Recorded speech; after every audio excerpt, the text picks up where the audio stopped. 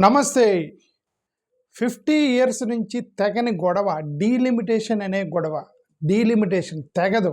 ఇది తెగనటువంటి అన్‌డిబేటబుల్, unending debate ఈ భారతదేశంలో ఉందంటే డీలిమిటేషన్ బిల్లు. ఈ డీలిమిటేషన్ బిల్లుకి డీఎంకే వాళ్ళు కండిషన్స్‌ని పెట్టి మేము మద్దతిస్తా ఉన్నారు. 3 కండిషన్స్ పెడుతున్నాము. దీనికి ఓకే అంటే మద్దతిస్తా ఉన్నారు. అది డిఎంకే వాళ్ళు కండిషన్స్ ఏముంది అవే ఇక్కడ ఇండియా బ్లాక్ వాళ్ళు కూడా చెప్తుంది అదే. అంటే అర్థం ఆల్మోస్ట్ ఆయన ఇండియా బ్లాక్ వైపే ఉన్నాడు డిఎంకే. కాకపోతే ఏంటంటే ఇండియా బ్లాక్ వాళ్ళు అదే కాంగ్రెస్ వాళ్ళు విజయ్తో కలిశారని చెప్పేసి అతను నా ప్రత్యర్థి కాంగ్రెస్ అని అతను అనుకొని ఇండియా బ్లాక్లో మేము కలవలేదు, మేము సపరేట్గా డిమాండ్లు పెడుతున్నాము, మా డిమాండ్లు మీరు ఒప్పుకోవాలని చెప్పి ఇండియా బ్లాక్ డిమాండ్లో పెడుతున్నాడు స్టాలిన్. అల్టిమేట్గా అర్థమైంది ఏంటంటే Stalin is not going to support delimitation bill. అది స్టాలిన్ ఏమైనా మద్దతు ఇస్తాడేమో, డీలిమిటేషన్ బిల్లు పాస్ చేద్దామని కలలు కంటున్నారు నరేంద్ర మోడీ గారికి. షాక్ ఇచ్చినట్టే స్టాలిన్ నేను ఇచ్చిన స్టేట్మెంట్ వల్ల. లోపలికి వెళ్ళి చూద్దాం అసలు ఏంటి ఏం జరుగుతుంది అనేది. Central government delimitation bill pass చేయడానికి ప్రయత్నం చేస్తున్నప్పటికీ కూడా డిఎంకే వాళ్ళు సపోర్ట్ చేస్తాము అని చెప్తున్నారు. ఇండియా బ్లాక్ వాళ్ళలాగా మేము అపోజ్ చేస్తామంటారు, మేము సపోర్ట్ చేస్తాం కానీ కండిషన్స్ అంటున్నారు డిఎంకే వాళ్ళు. బీజేపీ వాళ్ళు ఏమన్నారు, మీకేం నష్టం లేదా, మీకేం నష్టం లేదు, మేము అంతా న్యాయం చేస్తాము అంటున్నారు. ఇండియా బ్లాక్ వాళ్ళు అన్నారు లేదండి మీరు సౌత్ ఇండియాకి అన్యాయం చేస్తున్నారు, ఎందుకంటే ఇక్కడ కాంగ్రెస్ ఎక్కువగా మొత్తం సౌత్ ఇండియాలో ఉంది. అక్కడ కేరళలో కాంగ్రెస్, కర్ణాటకలో కాంగ్రెస్, తెలంగాణలో కాంగ్రెస్, అక్కడ తమిళనాడులో కాంగ్రెస్, తమిళనాడులో ఇప్పుడు గవర్నమెంట్లో కాంగ్రెస్ వచ్చింది. ఓకే, సో ఇదంతా కూడా కాంగ్రెస్ మయమైపోయింది సౌత్ ఇండియా మొత్తం. కాబట్టి వాళ్ళు సౌత్ ఇండియాని కోసం సౌత్ ఇండియాకి అన్యాయం జరుగుతుందని చెప్పి ఇండియా బ్లాక్ వాళ్ళు మాట్లాడుతున్నారు. అయితే ఈ రెండిట్లో నిజమేంటి అనేది లోపలికి వెళ్ళి చూద్దాం. లోపలికి వెళ్ళి మనం చూస్తే చూడండి డీలిమిటేషన్ బిల్ అనేది అంటే ఏంటి అర్థం చెప్తున్నాను. ఇప్పుడు నియోజకవర్గాలు ఫిక్స్ చేశారు, కానీ అన్ని నియోజకవర్గాల్లో పిల్లలు ఈక్వల్గా పుడతారని ఏం లేదుగా. నియోజకవర్గాలు ఫిక్స్ చేశారు, ఇదిగో ఈ నియోజకవర్గంలో ఈ ఏరియాలో ఇదిగో 2 లక్షల మంది ఉన్నారు, దీన్ని అద్దంకి నియోజకవర్గం అంటారు. ఇదిగో 2 లక్షల మంది ఉన్నారు, గుంటూరు నియోజకవర్గం అంటారని ఫిక్స్ చేశారు గతంలో. కానీ పిల్లలు పుట్టడం సావడం జరుగుతుంది. కాబట్టి అన్ని నియోజకవర్గాల్లో 50 మంది పుడతారని లేదు కదా. కొన్ని నియోజకవర్గాల్లో టక్కన 200 మంది పుట్టవచ్చు, ఇంకొక నియోజకవర్గంలో 50 మందే పుట్టవచ్చు. అప్పుడు రీఅలైన్మెంట్ చేయాల్సి వచ్చింది జనాభా ప్రాతిపదికన. కాబట్టి ఈ డీలిమిటేషన్ అనేది టైంగా ఈ జనాభాలో పుట్టడం పెరగడం జనాభా ప్రాతిపదికన నిర్ణయిస్తున్నారు. కాబట్టి కొన్ని నియోజకవర్గాల్లో ఎక్కువ మంది పుట్టే అవకాశం ఉంది, వాళ్ళు పెద్దోళ్ళయ్యాక కొన్ని నియోజకవర్గాలు అసలు పిల్లల్ని కనలేదనుకోండి, so realignment adjustment delimitation bill పెడతారు. ఈ డీలిమిటేషన్ అనేది రీడ్రాయింగ్ ది బౌండరీస్ చేస్తారు. ఇప్పుడు ఈ రీడ్రాయింగ్ బౌండరీ దగ్గర ఏంటంటే మేజర్ క్వశ్చన్ ఏంటంటే 1952లో ఫస్ట్ డీలిమిటేషన్ పెట్టారు. ఫస్ట్ 1952. 1963లో మళ్ళీ మార్చారు. జాగ్రత్తగా వినండి ఎక్కడ తేడా కొట్టింది. 1952లో చేశారు ఫస్ట్, 1963లో చేశారు, నెక్స్ట్ 1973లో చేశారు. అంటే ఏంటి అర్థం, ప్రతి 10 సంవత్సరాలకి చేశారు. 52, 63, 73 చేశారు. కానీ 73 దగ్గర బ్రేక్ పడింది. ఎందుకు 73 దగ్గర బ్రేక్ పడింది, అక్కడ ఒక కండిషన్ వచ్చింది. ఏంటి, ఇదిగోండి ఫ్యామిలీ ప్లానింగ్ చేయాలని చెప్పి గవర్నమెంట్ అనుకుంది, కేంద్ర ప్రభుత్వం అనుకుంది ఫ్యామిలీ ప్లానింగ్ చేయాలని అనుకుంది. కాబట్టి సౌత్ ఇండియాలో ఎక్కువ మంది ఫ్యామిలీ ప్లానింగ్ చేస్తున్నారు, ఎడ్యుకేషన్ ఎక్కువ ఉంది, సౌత్ ఇండియాలో డిసిప్లిన్గా ఉన్నారు. కాబట్టి ఇక్కడ నార్త్ ఇండియాలో ఇండిసిప్లిన్ ఉంది, వాళ్ళ పిల్లల్ని కనేస్తున్నారు, పట్టించుకోవట్లేదు పెద్దగా. మోరోవర్ ముస్లిం జనాభా ఎక్కువ ఉంది, అక్కడ ముస్లిం జనాభా ఎక్కువ ఉండటంతో వాళ్ళకి ఒక రిస్ట్రిక్షన్ లేదు, పిల్లల రిస్ట్రిక్షన్ అనేది లేదు, పిల్లల్ని ఎంతమంది అయినా కనేటువంటి ఒక రిలీజియస్ సెంటిమెంట్ ఉంది ఇక్కడ నార్త్ ఇండియాలో. కాబట్టి ఇది అన్యాయం జరిగిపోయింది అని చెప్పి 73లోనే బ్రేక్ వేశారు. అది ఇప్పుడు కాదు, కొత్త 2026లో కొట్లాడే గొడవ కాదు ఇది. 1973లో బ్రేక్ వేస్తారు ఇదే గొడవ మీద.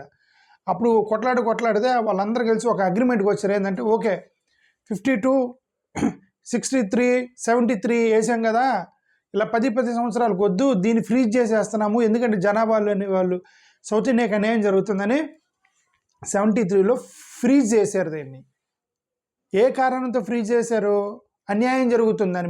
అదే కదా ఇప్పుడు ఆర్గ్యుమెంట్ చేస్తున్నారు వీళ్ళందరూ. అప్పుడే ఫ్రీజ్ చేసింది, ఇప్పుడు అదే ఆర్గ్యుమెంట్ తోటి మరి మీరు సాటిస్ఫై చేయాలి కదా అనేది ఇప్పుడు వీళ్ళు చేసేటువంటి ఒక ఆర్గ్యుమెంట్. ఎవరిది, ఇప్పుడు ఇండియా బ్లాక్ వాళ్ళు చేసే ఆర్గ్యుమెంట్. సౌత్ ఇండియా అనేది ఫ్యామిలీ ప్లానింగ్ చేస్తే మీరు ఇలాగ జనాభా ప్రాతిపదికన చేస్తే మాకు అన్యాయం జరిగిద్దని వాళ్ళు చెబుతున్నారు. ఓకే, సరే ఇప్పుడు 2027 జనాభా లెక్కన అప్పుడు 73లో ఫ్రీజ్ చేశారు, 26లో ఎండ్ అవుతుంది. అది 26లో ఎండ్ అయితే ఇప్పుడు 2027 జనాభా లెక్కల ప్రకారం 2029కి ఈ లెక్కల ప్రకారం రీడ్రాయింగ్ చేయాలి. యాక్చువల్గా జరిగింది రీడ్రాయింగ్ చేయాలి. అయితే గతంలో ఒకసారి 70లోనూ 80లోనూ దాన్ని ఎక్స్టెండ్ చేశారు 26 దాకా. సో అది ఎండ్ అయిపోయింది. ఇప్పుడు రీడ్రాయింగ్ చేయాలంటే 2027 జనాభా లెక్కల ప్రకారం చేస్తామంటే ఆ 73లో వచ్చిన గొడవ మళ్ళీ వచ్చేది కదా. మేము ఒప్పుకోమనేది వాళ్ళు జెన్యూనే కదా. ఇండియా బ్లాక్ వాళ్ళు చెప్పి జెన్యూన్ కదా. ఆ 73లో ఏ గొడవ అవుతుందో అదే కదా ఇప్పుడు గొడవ, జెన్యూన్. ఓకే, ఈ సౌత్ ఇండియా వాళ్ళు మేజర్గా ఏంది అంటే ఎడ్యుకేషన్ ఎక్కువ, ఫ్యామిలీ ప్లానింగ్ ఎక్కువ, ఉమెన్స్ హెల్త్ చాలా కాన్షియస్. ఎట్లా ఇష్టం వచ్చినట్టు పిల్లలు గంట ఉంటే ఆరోగ్యం పడి చెడిపోయింది కదా ఆడవాళ్ళకి.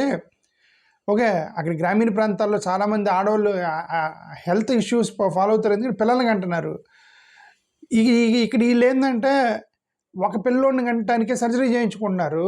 హెల్త్ కాన్షియస్ అయింది బాగా వీళ్ళకి, అసలు పిల్లలు కంటలేదు. ఇంకో లేటెస్ట్గా గర్ల్స్ అయితే అసలు పిల్లల్ని కంటలేదు.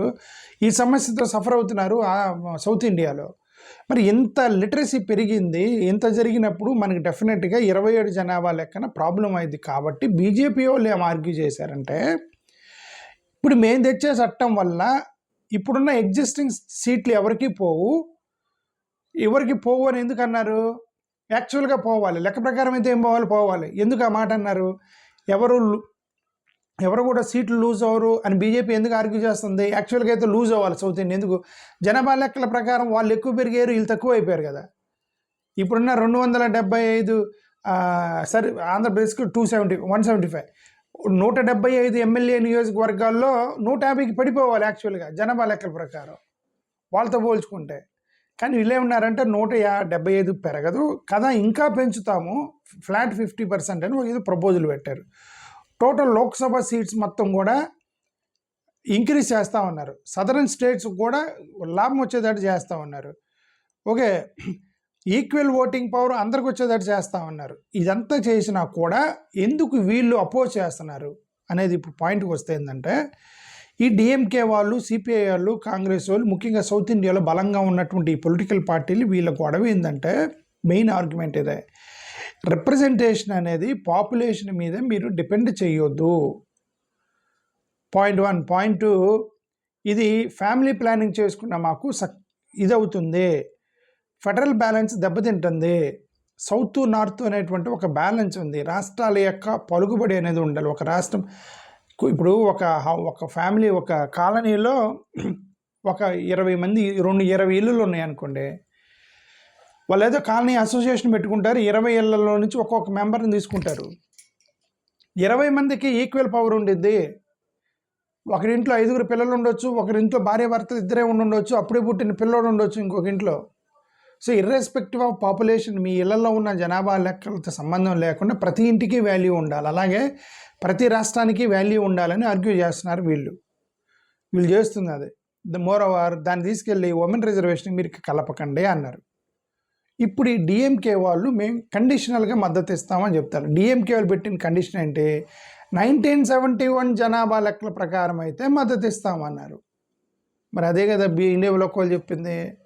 25 సంవత్సరాలు ఫ్రీ చేయాలని చెప్తున్నారు. 1971 ప్రకారం జనాభా లెక్కల ప్రకారం ఇచ్చి వచ్చే 25 సంవత్సరాలు ఫ్రీ చేయండి అని కండిషన్ పెట్టారట డిఎంకే వాళ్ళు. మేము మద్దతు ఇవ్వాలంటే డీలిమిటేషన్కి. అంటే వస్తున్న సమాచారం, అఫీషియల్గా చెప్పాల, వస్తున్న సమాచారం ఇది. ఓకే, అంటే వాళ్ళు డిసైడ్ అయ్యారు, వాళ్ళు మద్దతు ఇవ్వరు. ఇవి జరగవు. 1971 ప్రకారం వచ్చే 25 రోజులు ఫ్రీ చేయటం అని, 25 years ఫ్రీ చేయటం అనేది జరగదు అది. ఓకే, నాకైతే ఇది అర్థమవుతుంది. సరే, ఏదేమైనా ఆంధ్రప్రదేశ్ కూడా మన ఎంపీలు మనకు కూడా ఒక క్లారిటీ నేననేది ఏంటంటే ఆంధ్రప్రదేశ్ కూడా జనాభా లెక్కన సీట్లు పెరుగుతాయి. ఇదేనండి. ఇప్పుడు ఎలా ఉండిద్దంటే నా దగ్గర 100 రూపాయలు ఉన్నాయి, వేరే వాళ్ళ దగ్గర 150 రూపాయలు ఉన్నాయి. అరే పిల్లడు నువ్వు ఏడవగాకరా, నీకు ఇంకొక 100 రూపాయలు ఎక్స్ట్రా ఇస్తానని చెప్పి నన్ను కంట్రోల్ చేశాను. 100 రూపాయలకి ఇంకొక 100 రూపాయలు 200 అవుతాయి నా దగ్గర.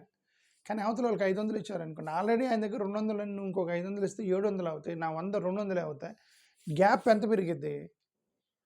అప్పుడు వాల్యూ నాకు తగ్గిపోయింది కదా.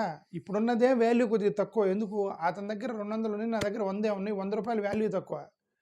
ఆయనకి నువ్వు 700 చేసి నాకు 200 ఇస్తే 500 వాల్యూ తక్కువ పడిపోయింది కదా. అలాగే సౌత్కి నార్త్కి రాష్ట్రాలకి నువ్వు ఫ్లాట్ 50% వేసినా సరే కొంతమందికి పెరుగుతాయి, కొంతమందికి తగ్గుతాయి.